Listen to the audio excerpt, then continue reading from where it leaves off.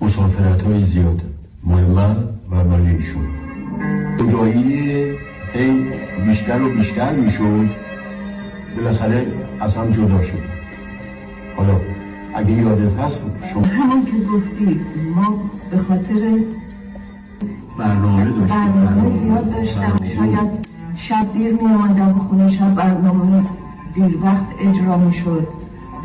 می دیدم که بعضی وقتا مثلا وقتی فیلم برداری ندارید نشستی خونه منتظر، خب آقایون دوست ندارن مثلا بشینن تو خونه همسرشون مثلا دیر وقت بیاد خونه.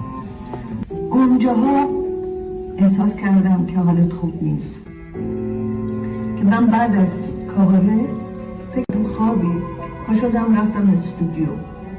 این آهنگ تا 4-5 صبح طول کشید. وقتی برگشتم خونه دیدم چمدوناتو جمع کردی باز در و منتظری که من بیام و بری. منم دیگه نمیتونستم جلوتو بگیرم، مانعت بشم.